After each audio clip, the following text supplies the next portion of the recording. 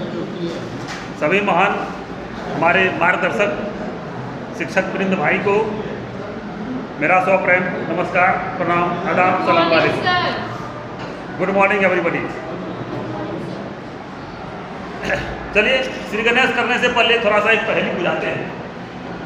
मेरे हाथ में ये पजल है, मैंने बहुत कोशिश किया इसको सुलझाने का, लेकिन शायद हम पास नहीं कर पाए। जैसे मधु सर क्लास को अरेंज कीजिए सारे कलर को प्लीज।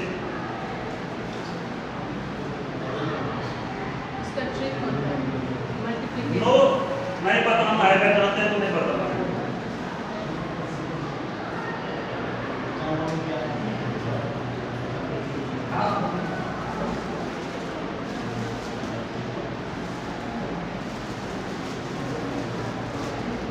आगे पास करते जाइएगा, हम आगे बढ़ते हैं। सिलेबस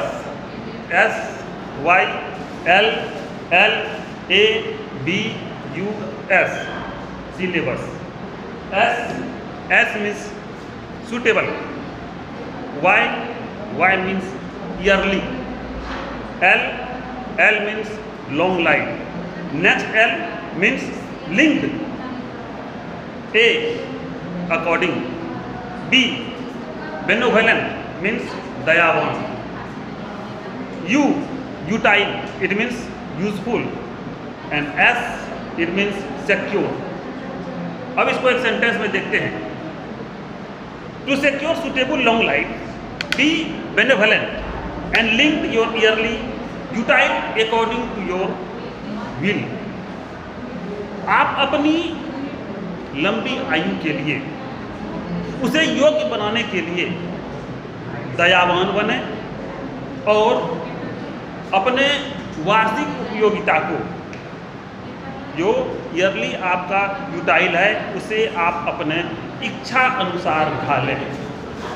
ये सिलेबस का एक मेन थीम होता है। अब देखते हैं कि आखिर ये सिलेबस होता है। बंधु सर पास, नेक्स्ट पास, ज़्यादा टाइम नहीं लगाना है, बस देखना है, होगा नहीं तो आगे पास कर देना। मीनिंग ऑफ सिलेबस, आखिर ये जो पुरानी हमारे सामने में सिलेबस है, इसका अर्थ होता क्या है? दरअसल सिलेबस को हिंदी में हम कहते हैं पाठ्यक्रम। पाठ्य और क्रम। पाठ्य का मतलब होता है पाठ, पढ़ाई, शिक्षा से संबंधित, और क्रम का मतलब होता है लिंक, एक दूसरे से जुड़ा हुआ, क्रमवार। जैसे हम घर में सीरियल देखते हैं, तो जब भी हम सीरियल देखते हैं तो उसमें आता है इन नेक्स्ट एपिसोड, अगली कड़ी। तो ये क्या है? ये एक क्रम है, ये एक सीरियल है कि एक के बाद दूसरा, दूसरा के बाद तीसरा, तीसरा के बाद चौथा, चौथा के बाद पांचवा, ये चलता रहता है। तो हमने आपको सीरियल के बारे में बोला।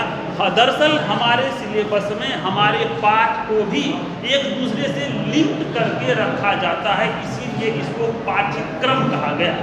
पाठ पढ़ाई से संबंधित जिस सिस्टम को हमने एक दूसरे से क्रमवार ढंग से, सुनियोजित ढंग से सजा के रखा, उसको सिलेबस कहा गया।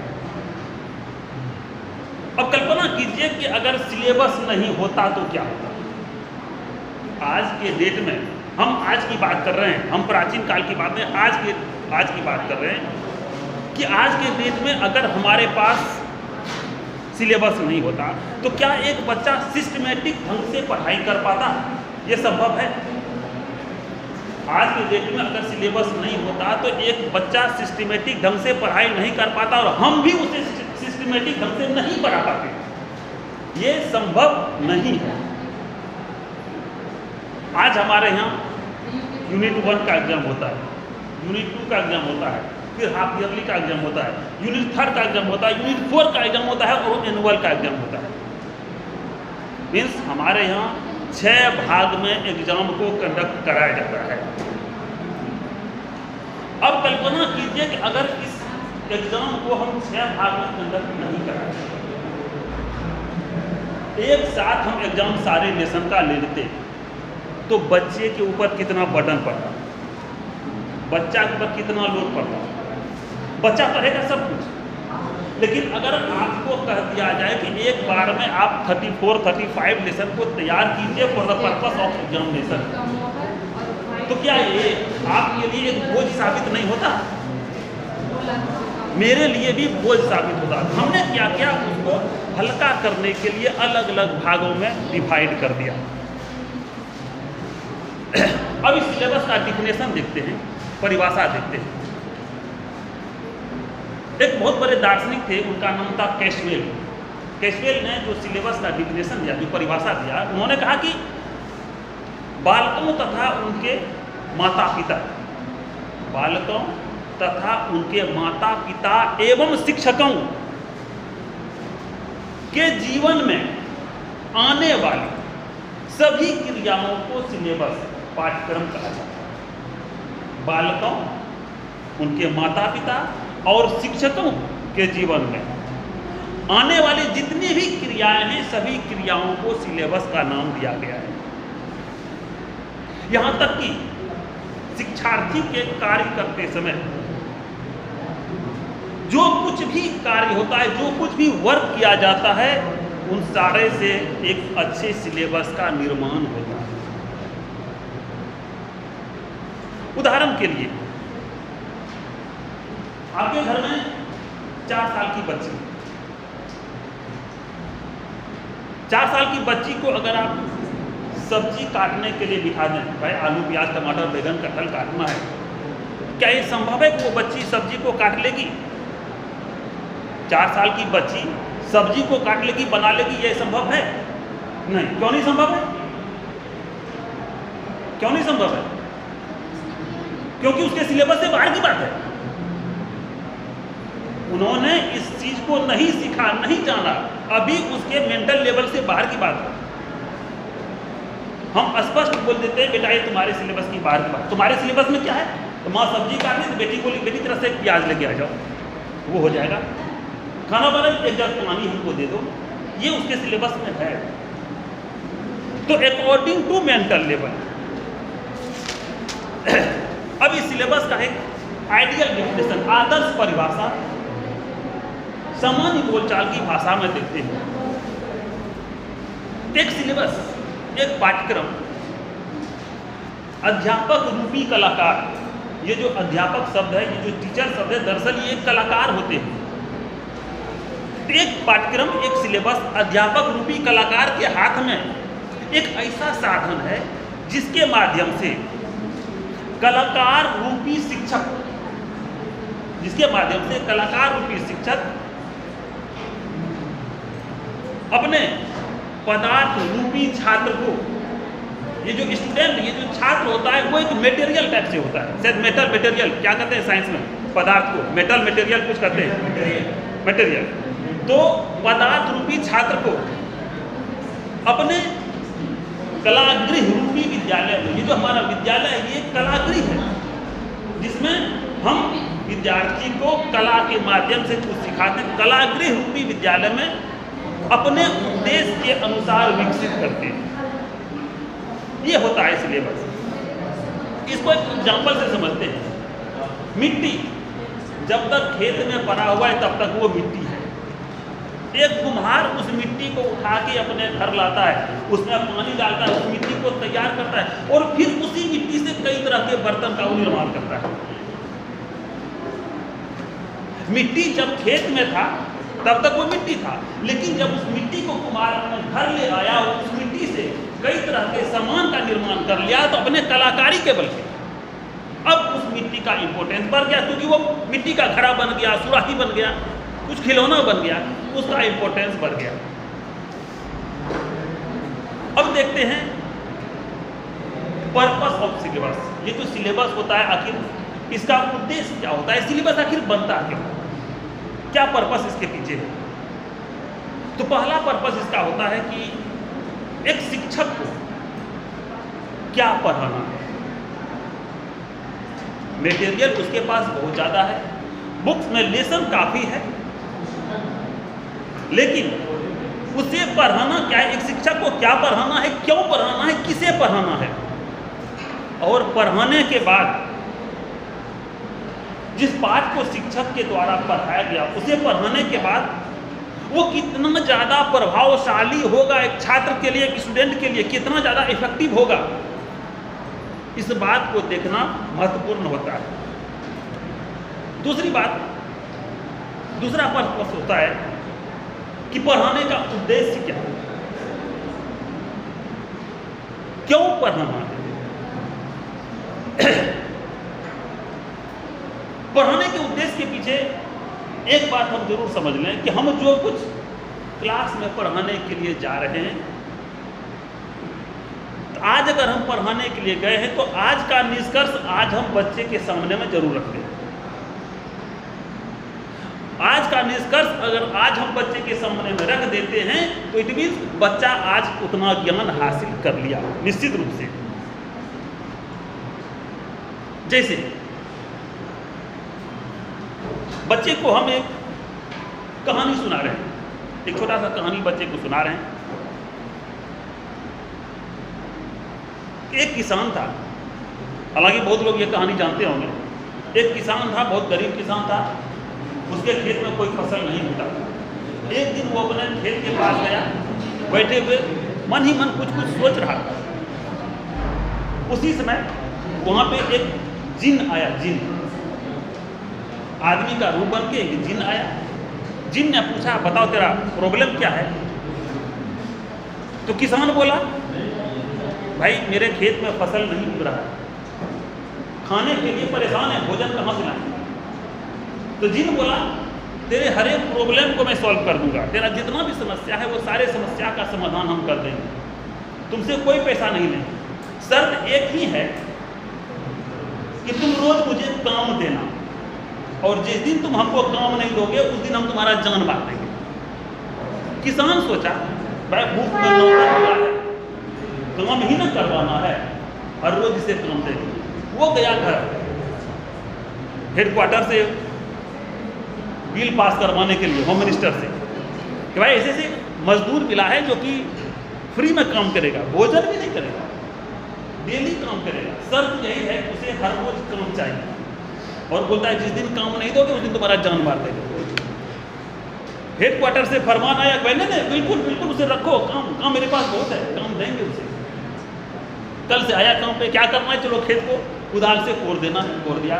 फसल लगाना है, दूसरे दिन लगा दिया। पानी डालना है, डाल दिया। तैयार करना है, तैयार कर दिया। मतलब एन कैन प्रकार किसान का सारा काम खत्म हो गया, उसके पास कोई काम नहीं बचा। अब रात में वो हेडक्वार्टर में अपने बात को रखा, कल क्या काम करवाना है, अब तो कोई काम ही नहीं है, और अगर काम नहीं करवाएंगे वो तो जान मार देगा। तो पत्नी बोली, नहीं काम है। अपने खेत के किनारे में एक तार का पेड़ है, पाम ट्री, तार का पेड़ है, उसको बोलना है तुम इस पे चढ़ो उतरो, चढ़ो उतरो, चढ़ो उतरो, और ये करते रहो। किसान पहुंचा दूसरे दिन, जिन भी आ गया, बोला जल्दी से काम बता दो, क्या काम कर रहे हैं, जान मार देंगे। किसान बोला हाँ काम बता रहे हैं, चलो इस तरह के पेड़ को चढ़ना है, उतरना है, चढ़ना है, उतरना है, और ये करते रहो और जल्दी पूरा करो। अब कितने बार चढ़ना ये नहीं बोला, लेकिन चलते रहना। किसान गया घर, आराम से खाया पिया, शाम में अब तक तेरा हुआ नहीं है, चलो जल्दी करो। हाँ नहीं चलते उतरे, चलते उतर। शाम हुआ, बोला मालिक अब कल आएंगे, बोला ठीक है। दूसरे दिन वो फिर आया, फिर वो पत्नी से पूछा आज क्या करवाएंगे, एक एक काम तो रोज नहीं करवाएंगे। बोला अपने घर में कुत्ता है, कुत्ते को ले जाओ, और बोला उसके पूंछ को सीधा करना, खींच के। कुत्ता उसके जेब में लगा दिया, और फिर उसके पूंछ को बोला सीधा करो, खींच के। यूं खींचता तो इनसे तेरा बंदा दिन भर परेशान हो गया। हालांकि जिनको इस बात का घमंड था कि हम किसी भी काम को कर सकते हैं, इसलिए उसको ऐसा काम दिया गया, ऐसा काम करो। शाम तक जब थक गया तो जिन भाग गया। अब ये कहानी हमने बच्चे को बताया, क्यों बताया? इसीलिए कि हमें ज़्यादा घमंडी नहीं बनना चाहिए। मतलब ये हुआ कि हम जो चीज़ बच्चे के सामने में रख रहे हैं उसका निष्कर्ष हम जरूर रख दें। जो पाठ हम पढ़ा रहे हैं उसका कंक्लूजन, उसका निष्कर्ष बच्चे के सामने में जरूर रख दें। दूसरा एग्जाम्पल, क्लास 1-2 का बच्चा है, वो ग्रेविटेशनल फोर्स नहीं समझ रहा, 1-2 के बच्चे को अगर हम ग्रेविटेशनल फोर्स बोलेंगे तो नहीं समझेंगे, उसको समझाना है।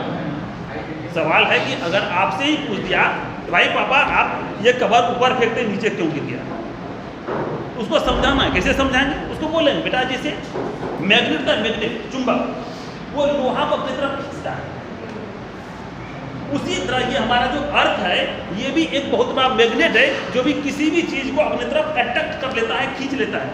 राजेश सर कुछ हम इसमें गलत तो नहीं बोले?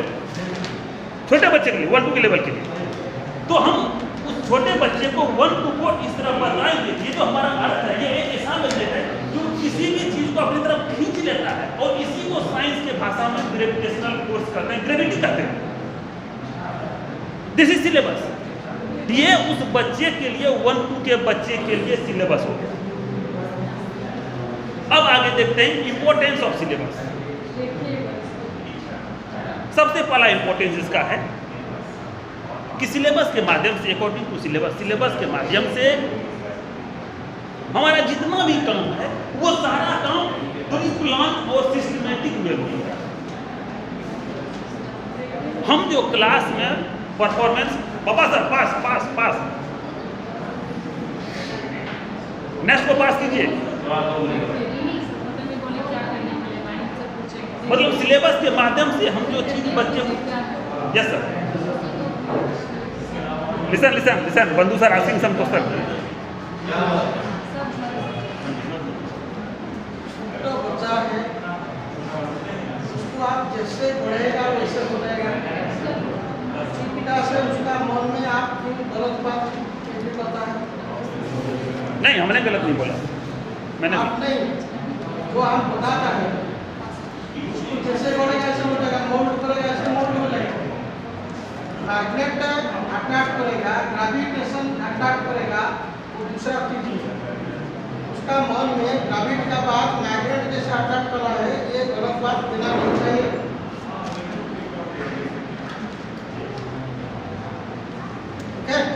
इसीलिए मैग्नेटिक फोर्स जब हायर क्लास आ जाएगा वो आपको समझेगा पापा और पिता और जो पिता माता पिता जो टीचर पिता था जो बड़ा टीचर था जो अच्छा टीचर है वो गलत बता।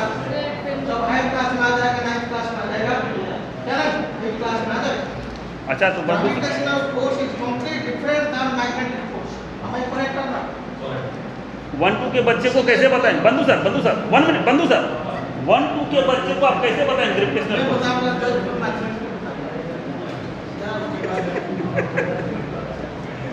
कहीं मेरा एक्सप्लेनेशन गलत तो नहीं था सर? नहीं।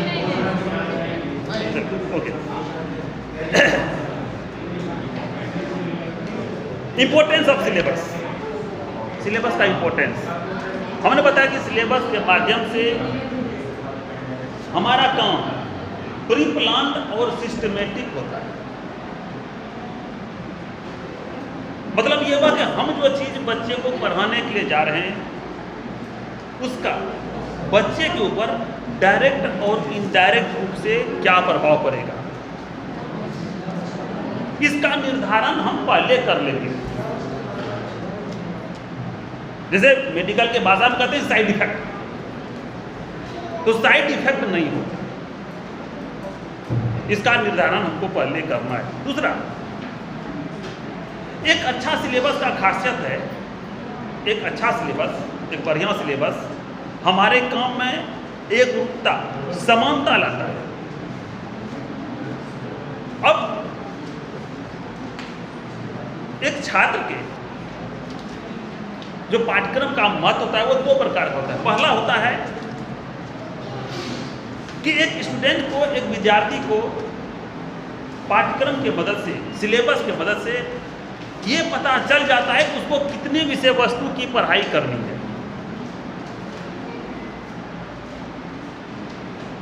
हम आपको बताएं कि हमारे unit 1, unit 2, half yearly unit था, यूनिट 4 और एनुअल 6 भाग में हमारे यहाँ एग्जामिनेशन होता है। तो हम जब यूनिट 1 का एग्जाम लेते हैं तो क्या उस समय बच्चे को बोल देते हैं कि A to Z सारे लेसन तुमको पढ़ना है इस एग्जाम के लिए? बोलते हैं?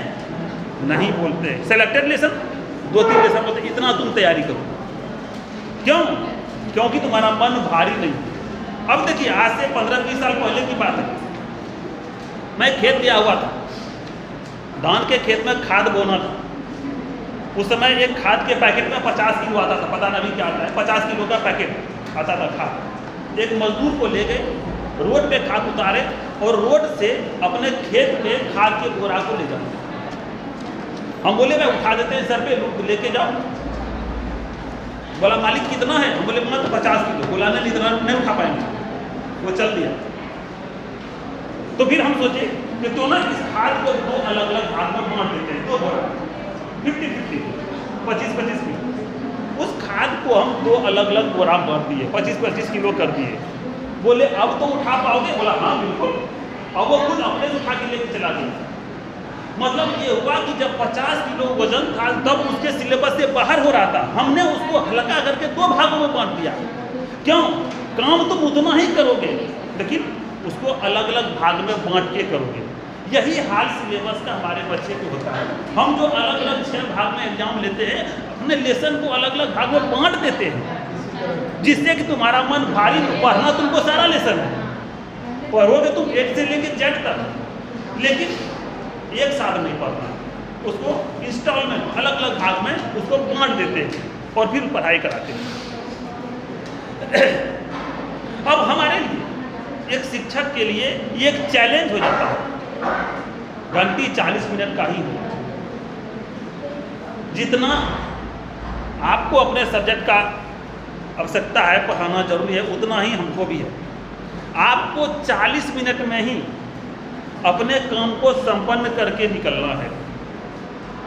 घंटी लगी, आप निकलने में 2 मिनट वेट करेंगे, दूसरा सामने में गेट पे खड़ा रहेगा, क्योंकि भैया आप बाहर, आप सारा समझिए बाहर निकलिए, हमको जाना है, आपका टाइम ओवर हो गया।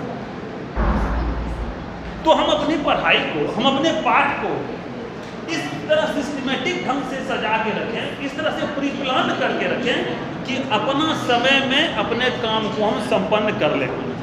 ये एक अच्छे सिलेबस की खासियत है। दूसरा, सिलेबस के माध्यम से हम बच्चे का इवैल्यूएशन, मूल्यांकन आसानी से कर लेते हैं।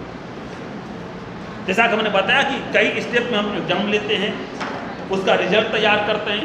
हमने यूनिट 1 का एग्जाम लिया, उसमें जिस बच्चे का रिजल्ट कमजोर हुआ, अब उस बच्चे को हम टारगेट करते हैं, उस पर विशेष फोकस करते हैं, तेरा रिजल्ट कमजोर क्यों हुआ, उस पर एक नज़र जरूर हम डालेंगे। शायद इसका यूनिट 1 में रिजल्ट खराब हुआ है, कोशिश करेंगे कि यूनिट 2 में इससे बेहतर है, फिर कोशिश करेंगे हाफ ईयरली में इसका और बेहतर हो। और कल्पना कीजिए अगर हमारे पास सिलेबस नहीं होता, सिर्फ एक बार ही हम एग्जाम लेते, तो क्या हमको ये इवैल्यूएशन करने का मौका लगता? हम उस बच्चे को टारगेट कर पाते? ये संभव था? ये संभव नहीं था। अब सिलेबस के माध्यम से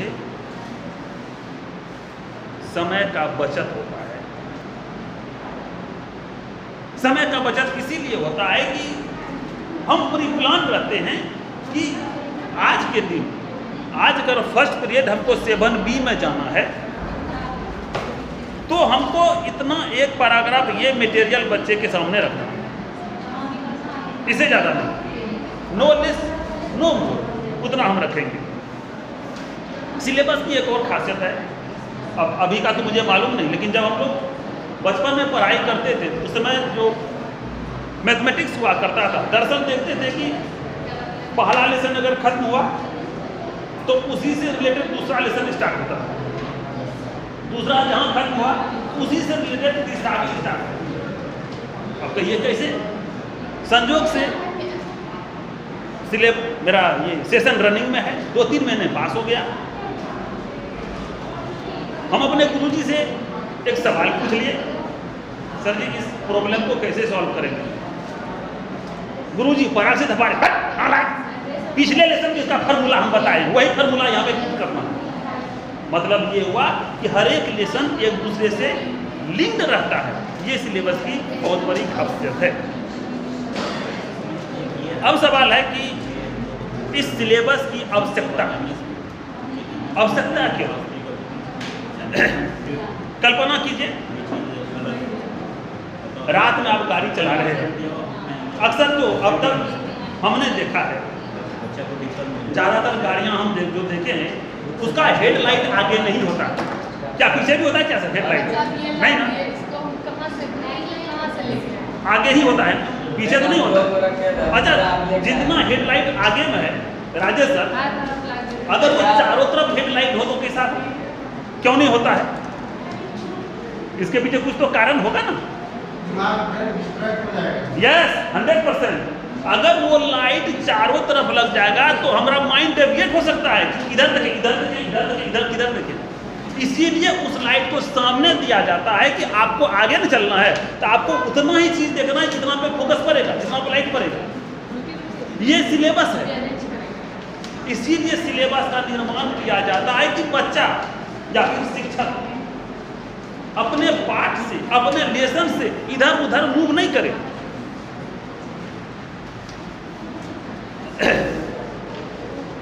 एक अच्छे सिलेबस की खासियत होती है कि फ्यूचर से लेके प्रेजेंट और पास्ट वहां तक को साबित करें, वहां तक से रिलेशन उसका जुड़ा हुआ। अभी सिलेबस के आवश्यकता को अलग अलग भाग में देखते हैं। पहला है वेल ऑर्गेनाइज्ड एजुकेशन सिस्टम, सुव्यवस्थित शिक्षा प्रणाली।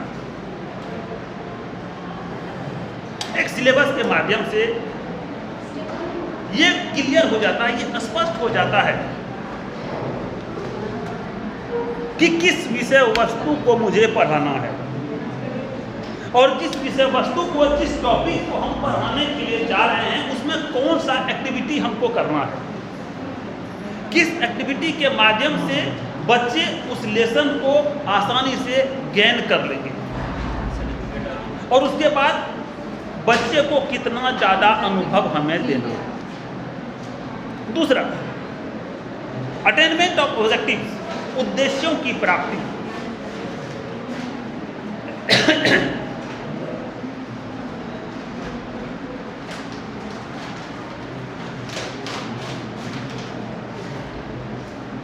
पजल कहां तक पहुंचा भाई? पजल पजल पास कीजिए, पास कीजिए, पास कीजिए, पास कीजिए, पीछे पास कीजिए।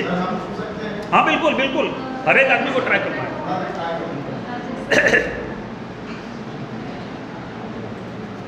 तो उद्देश्यों की प्राप्ति,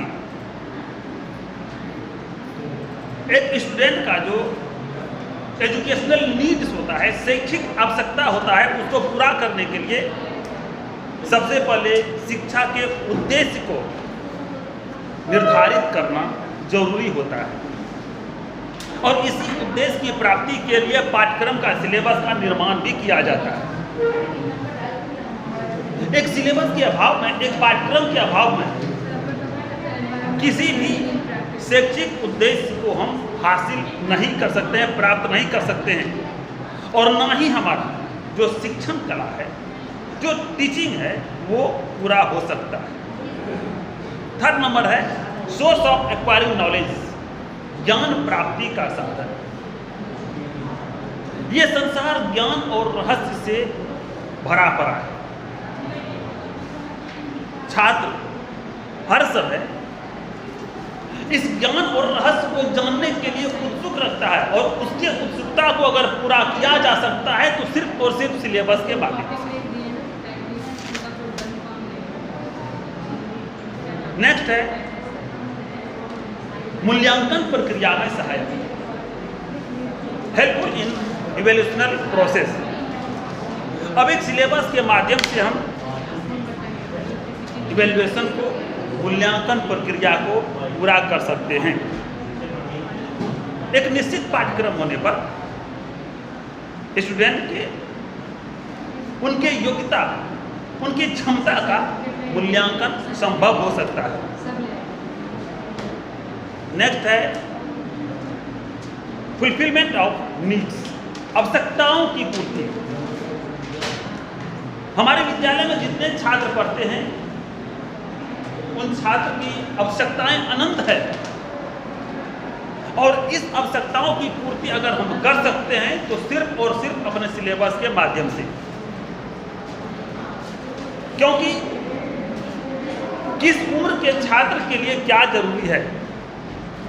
अभी हमने थोड़ी देर पहले ग्रेविटी का एग्जाम्पल दिया, बंधु सर तो काट दिए, तो अब तो हम कुछ नहीं बोल सकते हैं, लेकिन मेरे हिसाब से लगा था कि वो अगर कम उम्र का बच्चा है शायद वो सटीक उसके लिए होगा, फिर वो जैसे जैसे आगे बढ़ते जाएगा वो उसका मतलब व्याख्या ऑटोमेटिक एक्सप्लेनेशन समझते जाएगा। नेक्स्ट है selection of proper teaching method, उपयुक्त शिक्षण विधियों का चयन।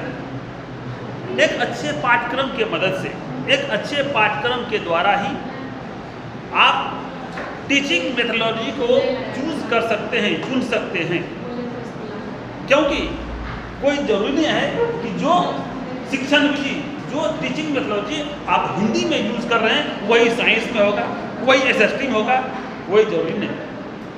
हिंदी में अगर हम नाटक विधि का प्रयोग करते हैं तो साइंस में एक्सप्लेनेशन मेथड का, डिस्कशन मेथड का यूज करते हैं। तो एक सिलेबस के माध्यम से एक अच्छे शिक्षण विधि का चयन, सिलेक्शन संभव हो पाता है। अब इस सिलेबस का जो नेचर, इसका प्रकृति क्या है उसको देखते हैं। दरअसल शिक्षा जीवन पर्यंत चलने वाली प्रक्रिया है, ये कभी पूरा नहीं होता है।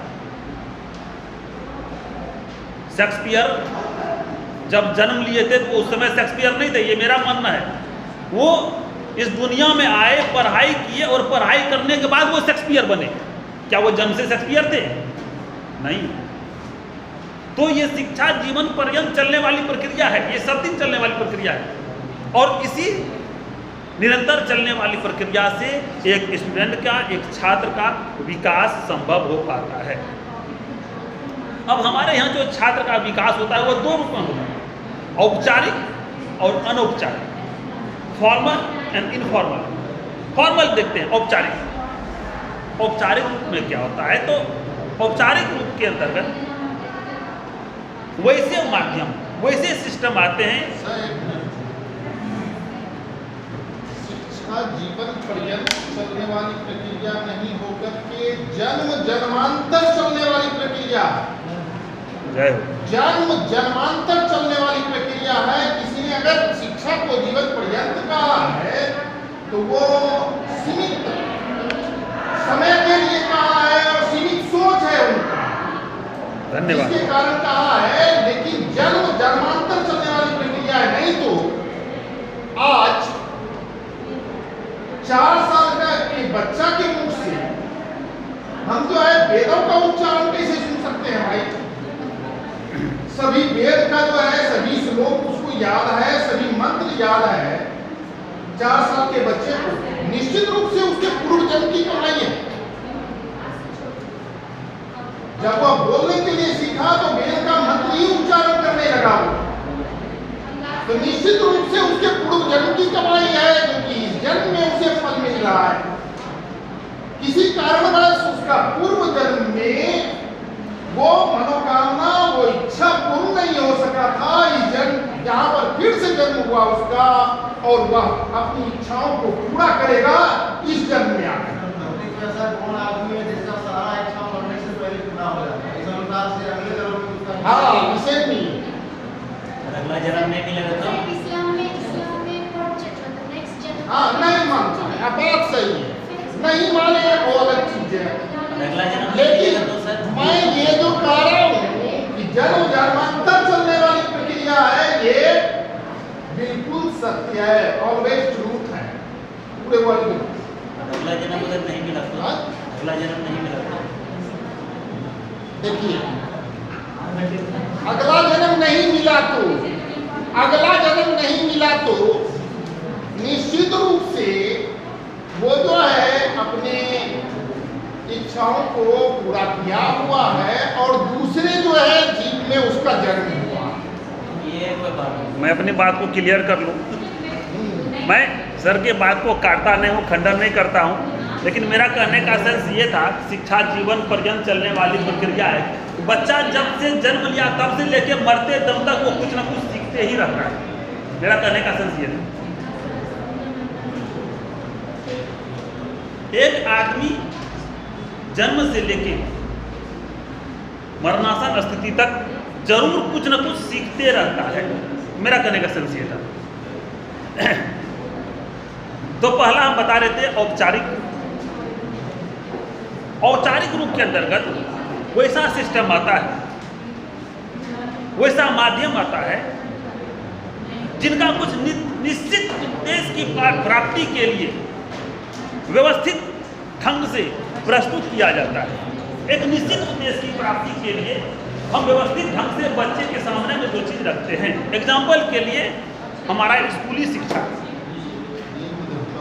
बच्चा हमारे स्कूल में आता है, उसे हम किताब कॉपी इन सब माध्यम से शिक्षा देते हैं, इसको कहते हैं औपचारिक। दूसरा होता है अनौपचारिक शिक्षा, इनफॉर्मल। अनौपचारिक रूप से भी बच्चा सीखता है। एक छोटा सा एग्जांपल अनौपचारिक शिक्षा का देते हैं। हम लोग गांव में भोज खाने के लिए जाते हैं। तो भोज खाने के लिए जब जाते हैं तो जब छोटा बच्चा साथ में जाता है, क्या उसे सबसे पहले शुरू करने के लिए बोलते हैं? नहीं बोलते हैं। क्यों? रुक जा बेटा, जब तक बड़े आदमी, बाबा दादा लोग, चाचा लोग नहीं खाएंगे तब तक तुमको नहीं खाना है। पहली बात।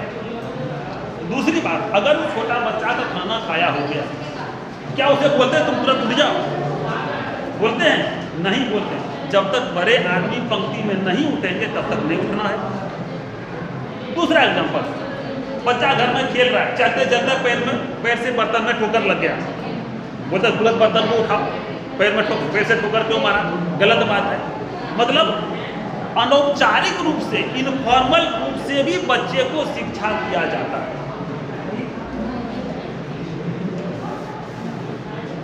अब देखते हैं पाठ। हाँ, पास कीजिए, इधर भी आएगा। पास कीजिए उसको, अरेंज कीजिए, प्रयास कीजिए, एक बार जरूर प्रयास कीजिए। अब देखते हैं इसका एरिया ऑफ ए सिलेबस, एक पाठ्यक्रम का क्षेत्र।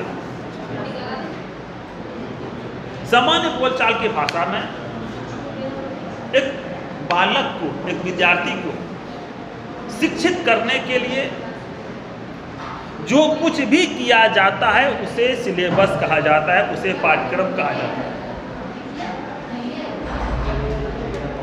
पाठ्यक्रम को एक स्टूडेंट के उन समस्त अनुभवों को परिभाषित किया जाता है जिसका दायित्व विद्यालय परिवार अपने ऊपर लेता है। एक विद्यार्थी का सारा दायित्व स्कूल फैमिली अपने ऊपर ले लेता है। एक छोटा सा एग्जांपल लीजिए इसका। हमारे यहाँ हमारे स्कूल में जिस बच्चे का नर्सरी में एडमिशन होता है, जब वो बच्चा नर्सरी में आया हमारे यहाँ, तो क्या उस बच्चे को ABCD 1 2 3 4 आ रहा है? नहीं। उस बच्चे को हमारे यहाँ ABCD A to Z तक 1 2 3 4 लिखने के लिए सिखाया जाता है। क्यों? क्योंकि ये दायित्व तो हमारा विद्यालय परिवार अपने ऊपर लिया है, हमें बच्चे को सिखाना है। और ये होता है ऐसा। अब पाठ्यक्रम की सिलेबस के एरिया को 3 अलग अलग भागों में बांटते हैं। पहला है करिकुलर एक्टिविटीज, शैक्षणिक क्रिया। हालांकि हमारे विद्यालय में सारे एक्टिविटीज के साथ साथ शिक्षा के क्षेत्र के हर एक प्रवृत्ति, चाहे जिस रूप में भी आयोजित की जाती है, वो शैक्षणिक ही कहलाती है। अब बच्चा क्लास में पढ़ने के लिए आ गया, हम एक मॉनिटर को चुनते हैं, हमने मॉनिटर बना दिया, यू आर क्लास मॉनिटर। तुम्हारा ड्यूटी क्या है, तुम्हारा क्या है? डिसिप्लिन को मेंटेन रखो। बच्चा छुट्टी में सीढ़ी से नीचे उतरता है, हम वहां पे खड़ा रहते हैं। क्यों? सीढ़ी पे कोई दौड़ेगा नहीं, लाइन में चलोगे। दरअसल ये सारे करिकुलर एक्टिविटीज के तहत हम बच्चे को सिखाते हैं। छुट्टी के समय जैसे ही बच्चा रूम से बाहर निकला, एक बार हम बोलते हैं देख लो सारा स्विच ऑफ है ना, अननेसेसरी बिजली को बर्बाद नहीं करना है। दरअसल इसका प्लानिंग कुछ निश्चित लक्ष्य को पूरा करने के लिए एक निर्धारित पाठ विषय के द्वारा पठन पाठन की दृष्टि से किया जाता है। अब इसका उद्देश्य क्या होता है? इसका उद्देश्य है व्यवहारिक ज्ञान का पाठ्यक्रम में सम्मिलित करना और उसके लिए नई शिक्षण विधियों के द्वारा बालक को अनुभव प्रदान करना। एग्जाम्पल के लिए आज अगर हम चौथी घंटी में 5B में जा रहे हैं तो उसका प्लानिंग हमें पहले ही कर लेना है कि चौथी घंटी में अगर 5B में जा रहे हैं तो हम आज कहां से स्टार्ट करेंगे और कहां तक पहुंचेंगे। और जिस चीज को हम बच्चे के सामने में रख रहे हैं उसके लिए latest teaching learning material TLM, latest शिक्षण विधि को वहां पे रखने का प्रयास करेंगे जो कि बच्चे के लिए बिल्कुल ही नया, क्योंकि हमारा स्वभाव होता है कि अक्सर हम नया चीज को ज्यादा पसंद करते हैं। कैसे? हमारे बहुत लोग शादी विवाह अटेंड किए, हम लोग बारात जाते हैं, तो जब बारात जाते हैं तो अक्सर हम लोग दुल्हन को देखने के लिए बेचैन होते हैं। लड़की कैसी है वो दिखाओ, क्या उसके खानदान में और कोई लड़की नहीं है क्या? जिस लड़की से शादी हो रही है उसी को देखने के लिए परेशान क्यों होते हैं? क्योंकि उनका जो सजावट होता है, उनका जो पोशाक होता है वो सबसे अलग होता है। अब आपके यहाँ बारात आई है, बारात में 100-200 आदमी है, बाकी लोग कुछ भी हो जाए, दूल्हा कैसा है वो देखना। दूल्हा एक ऐसा सिस्टम वहां पे रहता है, सबका ध्यान अपनी तरफ अट्रैक्ट करता है। दरअसल यही चीज हमारे क्लास में होना चाहिए कि बच्चे का ध्यान हमारी तरफ अट्रैक्ट हो जाए। उस तरह कुछ लेटेस्ट TLM, लेटेस्ट मेथोडोलॉजी का हम यूज करें।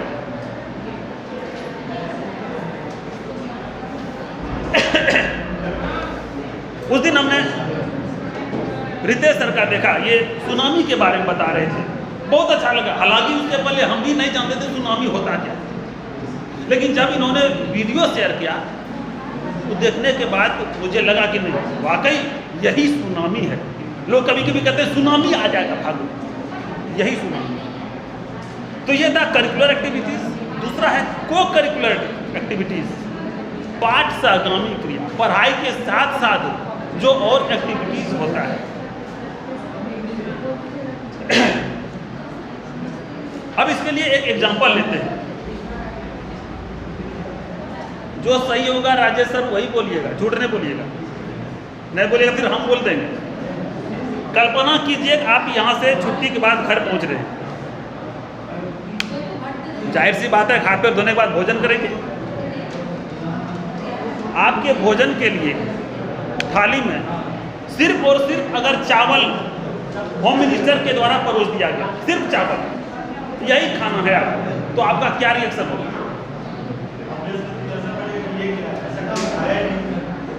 और फिर भी अगर प्रेशर पर नहीं खाना ही है आपको तो क्या करेंगे?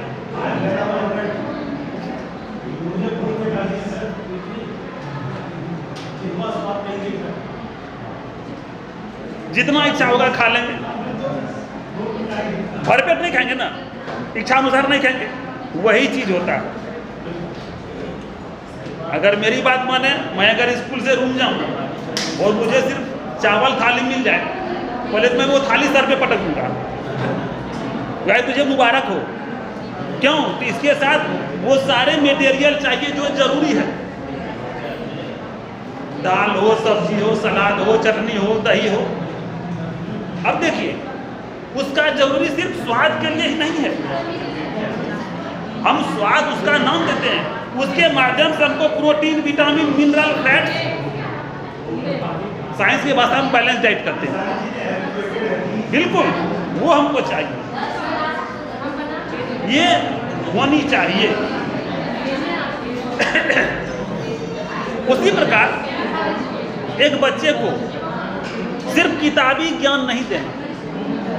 अगर सिर्फ किताबी ज्ञान देने की बात हो तो बच्चा उसको तो अपने से घर में भी पढ़ सकता है।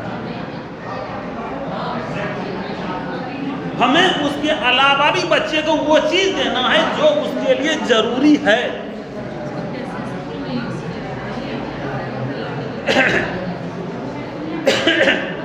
स्टार्टिंग में हमारे एजुकेशनल सिस्टम में खेल कूद या व्यायाम का उतना इंपॉर्टेंस नहीं होता था, लेकिन आज देखिए,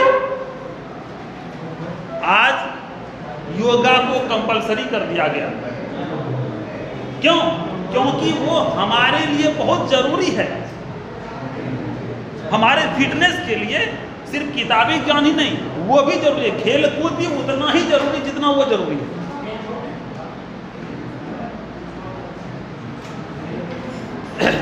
बराबर हमारे स्कूल से हमारे पीटी सर बच्चे को लेके कभी सहरसा, कभी दरभंगा, कभी औरंगाबाद जाते हैं। क्या वो पागल हैं? नहीं, वो उसके लिए उतना ही जरूरी है जितना हमारे लिए एसएसटी और आपके लिए साइंस जरूरी है। बच्चे के लिए उतना ही वो भी जरूरी है।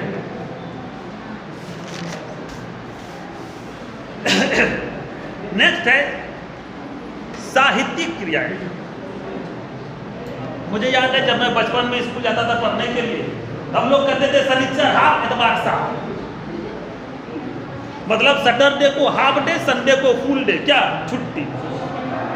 और हाफ डे में होता क्या था? कल्चरल प्रोग्राम, नाटक, गीत, संगीत। एक प्रतिबंध था हमारे विद्यालय में कि अगर मॉनिटर के द्वारा आपका नाम पुकार लिया गया तो आपको जरूर कुछ ना कुछ बोलना है, और अगर आप कुछ नहीं जानते हैं तो क ख ग घ सुनाइए, पूरा ABCD सुनाइए, 1 2 3 4 सुनाइए। बोलना है, बंदा मंच पे जाके बोलना पड़ेगा। आज के डेट में देखिए उसको इम्पोर्टेंट कर दिया गया। हमारे ड्राइंग सर जाते हैं, क्लास में जाते हैं, बबलू सर आप बराबर देखते हैं क्लास में जाते हैं। क्यों जाते हैं? क्या सिखाने के लिए? कुछ ड्राइंग, कुछ पेंटिंग, कलाकारी, चित्रकारी सिखाते हैं ना, क्योंकि वो भी बच्चे के लिए जरूरी है। हम बच्चे को क्रिएटिव बनाते हैं उस माध्यम से। बच्चे के सामने में एक गुलाब का फूल बनाते हैं ब्लैक बोर्ड पे। आपने जो गुलाब का फूल बनाया, क्या सब बच्चा गुलाब का फूल देख लिया है? नहीं देखा है ना? तो क्या गुलाब के फूल में आप ब्लैक पेंट डालते हैं? नहीं डालते हैं, गुलाबी रंग डालते हैं। क्यों डालते हैं? इसीलिए कि गुलाब गुलाबी होता है।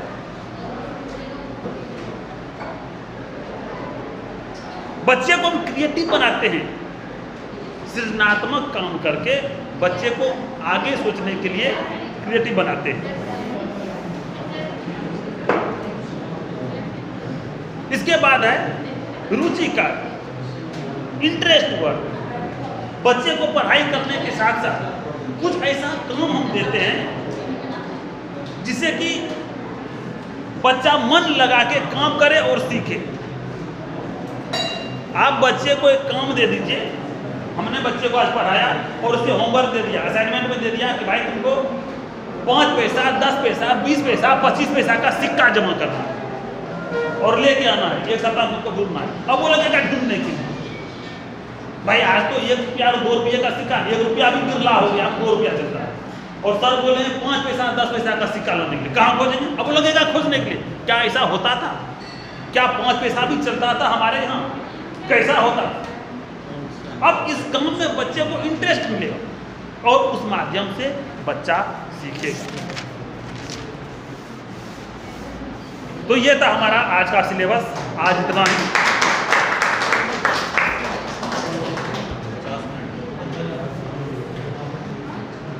जय हिंद, जय भारत। हो गया।